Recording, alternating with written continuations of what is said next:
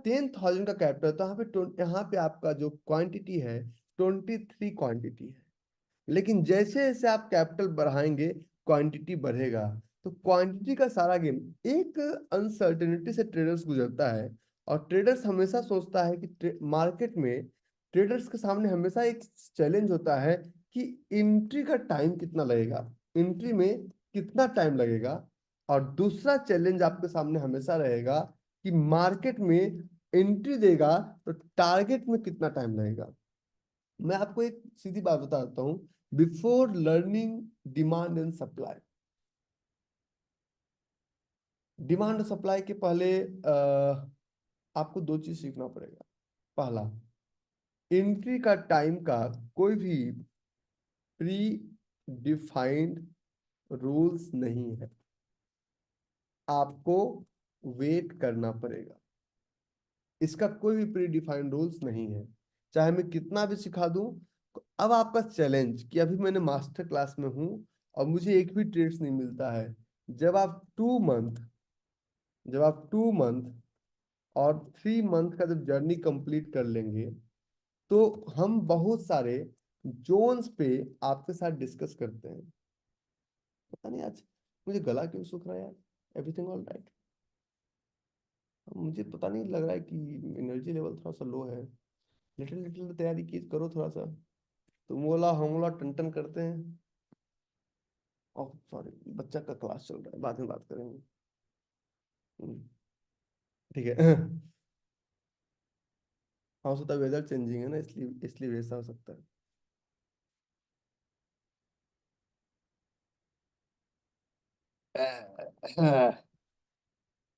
मुझे गला सूख रहा है, आवाज नहीं निकल रहा है, पता नहीं क्या हुआ। हम्म। हाँ, लिटिल लिटिल लिटिल लिटिल के साथ। ठीक है। हम ऑयली फूड खाए नहीं कुछ भी दिन भर। तो जोन्स, तो जोन्स, अगर आपने अभी जोन फाइंड करना शुरू किया, जोन अगर आपने अभी फाइंड करना शुरू किया, तो नेक्स्ट जो आपका 3 मंथ्स आएगा तो इसमें जोन आपके चलने शुरू हो जाएंगे। लेकिन हाँ, टारगेट का टाइम जो है, एंट्री का टाइम डिफाइंड नहीं है, लेकिन टारगेट का टाइम किसी भी ट्रेड में प्री डिफाइंड है। प्री डिफाइंड टारगेट का टाइम इसलिए है, ठीक है, प्री डिफाइंड टारगेट का टाइम इसलिए है कि जब भी आप ट्रेड्स में चलते हैं, जब भी आप ट्रेड में चलते हैं, तो ट्रेड में चलने में एक समस्या आती है आपके सामने कि अगर हमें ये पता चल जाए कि हम कितने समय में पहुंचेंगे तो चलने में मजा आता है। गाड़ी आई, गाड़ी लेट होगी, फॉग है, क्या है, छोड़िए। लेकिन एक बार आप गाड़ी में सवार हो गए तो आपको पता होना चाहिए कि हम इतने देर में पहुंच जाएंगे। तो ये भी एक स्टॉप लॉस मॉडिफिकेशन या टारगेट का एक सूचक है। तो टाइम कभी भी किसी भी ट्रेड्स में, अगर हम बहुत सारे लोगों को मैं देखता हूँ कि ट्रेड में फंसे रहते हैं। कोई भी ट्रेड अगर 6 कैंडल के अंदर अगर टारगेट नहीं दिया, तो आप पहली बार में अपने दिमाग को एक कमांड दीजिए कि आप स्टक हो चुके हैं। तो एंट्री डिफाइंड नहीं है, लेकिन टारगेट प्री डिफाइंड है कि टारगेट का टाइम हर हाल में 6 कैंडल में होना चाहिए। अगर आप एक डेली ट्रेडर है, अगर आप एक आवरली ट्रेडर है, आवरली ट्रेडर है जो जो जोन मार्क करते हैं, और 3 मिनट और 5 मिनट पे जोन मार्क करते हैं। तो जब आवरली ट्रेडर है, 3 मिनट और 5 मिनट पे जब आप जोन मार्क करते हैं, तो हर हाल में ये मैंडेटरी है कि आपको 5 मिनट इंटू 6, अगर 30 मिनट्स के अंदर टारगेट नहीं मिला है तो समझिए कि आप उस ट्रेड में पूरी तरह से फंस चुके हैं। उससे ज्यादा, लेकिन अच्छा ट्रेड 30 मिनट्स में टारगेट आपको दे देगा। हम कैसे डिफाइन करेंगे हम किस तरह के ट्रेडर हैं?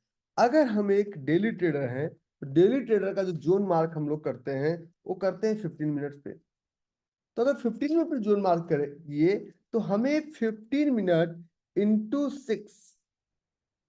सिक्स इक्वल टू 90 मिनट्स में टारगेट दे देना चाहिए। अगर हम बात करते हैं एक आवरली ट्रेडर की बात, सॉरी, एक हम वीकली ट्रेडर की बात करते हैं, तो वीकली ट्रेड का जोन हम मार्क करते हैं 2 आवर्स पे। तो 2 आवर्स में अगर आज टारगेट दिया ना, कल तक मतलब 2 आवर इंटू 6 में टारगेट हमें हर हाल में दे देना चाहिए। अगर हम एक मंथली ट्रेडर की बात करते हैं, मंथली ट्रेडर का जो जोन मार्क करते हैं हम लोग, वो करते हैं हम लोग डेली चार्ट पे। अगर वो ट्रेड अगर वो trade daily daily into six daily into six में अगर टारगेट नहीं दिया, तो समझिए आप उस ट्रेड में फंस चुके हैं। ट्रेडिंग में एंट्री का टाइम भले ही कैलकुलेटेड ना हो, टारगेट का टाइम ट्रेडिंग में हर हाल में pre defined and pre calculated होना ही चाहिए, वेदर यू लाइक इट और नॉट। इससे मार्केट को कोई फर्क नहीं पड़ता। मैंने चैट बॉक्स बंद कर रखा कुछ डायरेक्टली, क्योंकि आप लोग इधर उधर मुझे ले जा रहे थे। ठीक है, नए बच्चों तो भी पता नहीं बेचारों को। ये पुराने जो हमने 6 महीने पुराने बच्चों को जो दिया, हमारी गलती थी, क्योंकि आप लोग बहुत डाइवर्ट कर देते हैं मुझे। तो मैं चैट बॉक्स बंद रखूंगा, क्वेश्चन आंसर के दौरान मैं सिर्फ लोगों को लूंगा। वो भी मैंने आपको सिर्फ और सिर्फ एक बोनस दिया है कि भैया आ जाओ, ज्वाइन कर लो। इनको भी देंगे आगे जाके। तो अब हम इसका एक चार्ट दिखाते हैं, किसी भी चार्ट पे। अगर हमने अगर हमने एक ट्रेड लिया, और ये हमारा ट्रेड था, कहाँ गया ये हमारा ट्रेड था। तो इस ट्रेड में जब एंट्री ले रहे हैं, तो when price is coming into this area, price touch करने के बाद हर हाल में 6 कैंडल में टारगेट देना चाहिए। अगर 6 कैंडल में टारगेट नहीं देता, means there is some problem. Means 1 candle, 2 candle, 3 candle, 4 candle, 5 candle और 6 कैंडल। हो सकता है कुछ ऐसा भी चले, 1, 2, 3, 4, 5, 6, कुछ ऐसे भी चले। तो ये 6 कैंडल हो सकता है। किसी भी ट्रेड्स में किसी भी टाइम फ्रेम पे एंट्री लीजिए, अच्छा ट्रेड्स आपको 6 कैंडल में हर हाल में टारगेट देगा ही देगा। और अगर 6 कैंडल में अच्छा टारगेट आपको नहीं मिला, समझिए कि आप ट्रेड नहीं, आप ट्रैप में फंस चुके। देखिए, जो लोग बहुत लंबे लंबे समय तक मार्केट को प्रीमियम देते हैं, उनका उनके पास से थोड़ी है कि उनको ट्रेड करना नहीं आता। उनके पास भी रूल्स है। लेकिन वो एक बार सवार हो चुके हैं। मेरा पोता यस बैंक को एंजॉय करेगा। लेकिन यस बैंक अगर आपने 400 पे खरीदा है, तो मुझे ये बताइए ना कि कितने सालों में प्राइस आएगा। तो हम क्या करेंगे, हम जितना यस बैंक को बढ़ने का इंतजार करेंगे, उस पैसे को वहां से निकाल के किसी अच्छे क्वालिटी स्टॉक्स में डाल के उसके बढ़ने का इंतजार करेंगे। कचरा में जो बच गया कचरे में जो बच गया उसको हटा देते हैं।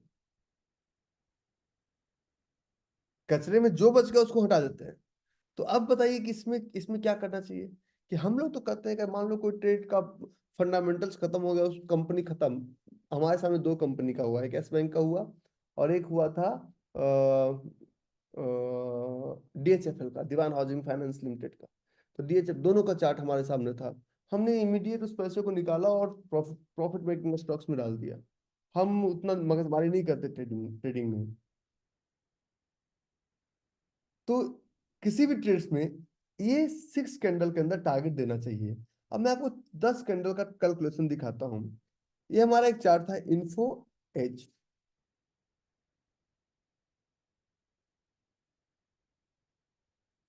भाई हमारा तो खुलता ही नहीं है।